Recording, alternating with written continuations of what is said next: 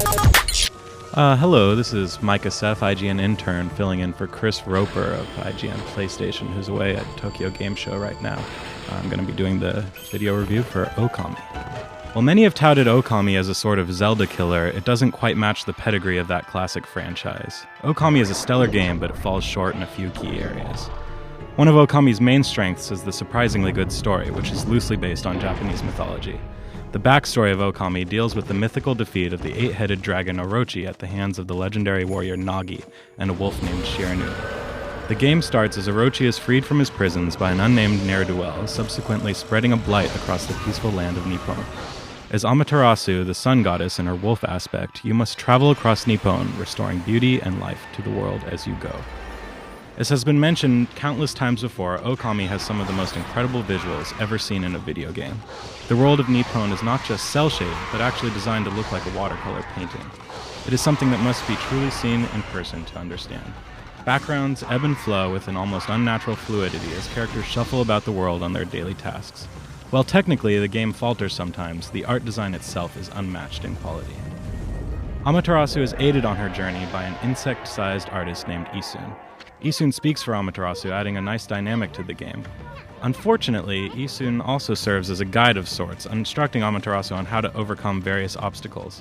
What results is a whole lot of hand-holding, making the puzzles in the game rarely challenging. Despite the game basically escorting the player through each and every puzzle, it is oftentimes difficult to figure out what must be done next. Every so often, the player will enter a new area and be forced into several side quests all at once, each of which must be tackled in a particular order.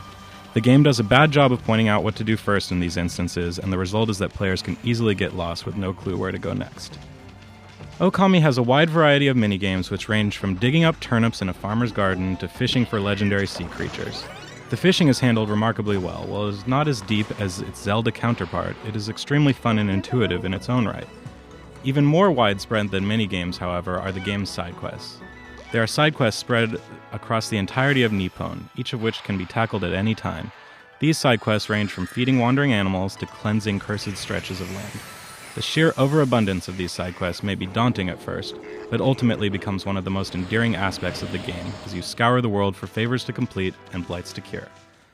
One of the most distinctive aspects of Okami is the celestial brush. Because she is a sun goddess, Amaterasu can wield a brush of the gods, which has the ability to actually impact the physical world. Through the course of the game, Amaterasu acquires a whole slew of celestial brush abilities, including the ability to turn night into day, slash at objects, create bombs, and direct spouts of water.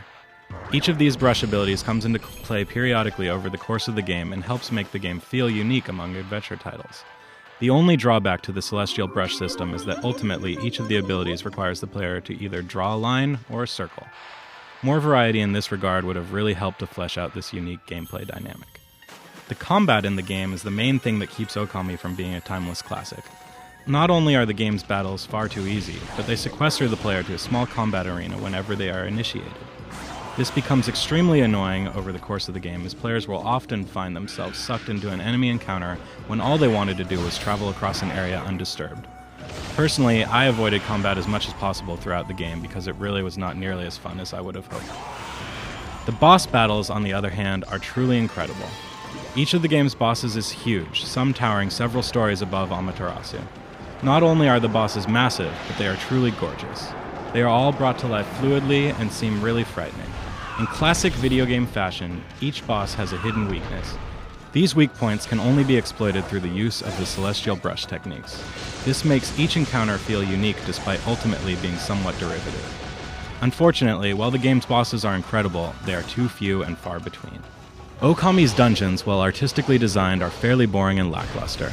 With maybe one notable exception, the game's dungeons can each be defeated relatively quickly with very little puzzle solving. Most of the dungeon exploration consists of defeating an enemy in order to obtain a key, and then using that key to progress to the next room, something that grows tiresome rather quickly. Ultimately, Okami is an exceptional game. It is not only unique from a visual perspective, but from a game design perspective. It features a huge quest and an open-ended world filled to the brim with things to see and do. It is an adventure unlike any other, and one that comes highly recommended. It is no Zelda killer, but it never sets out to be. Instead, it becomes something uniquely its own, a game filled to the brim with artistry and life. Chris Roper gave the game a 9.1. For the full written review, check out IGN.com.